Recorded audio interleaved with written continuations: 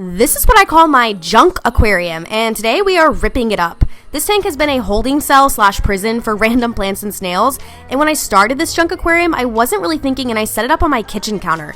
And y'all, honestly, it's been a pretty gross tank to look at, especially in a kitchen environment, so I finally decided to tear this tank down and start something completely new from scratch.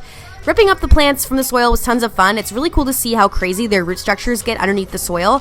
And once I had extracted all the plants, I placed them in these to-go containers. They have lids, so this will keep the plants moist until they get moved into their new homes. Now, the water in this tank was pretty disgusting because I had stopped running a filter on this tank like a week ago, and I had to carry this heavy tank over to my sink and dump the water out. Luckily, this tank was only 5 gallons, so my scrawny arms were able to lift it, but when I clean out bigger tanks, I usually have to break out a whole siphon. Now, once the water was drained, I left the aqua soil there at the bottom. This stuff ain't cheap, so I will definitely be drawing out the aqua soil on my patio and recycling it in a future tank. Have y'all had to break down a fish tank before? It is a lot of work. What setup do you think I'll be building next? Drop some comments.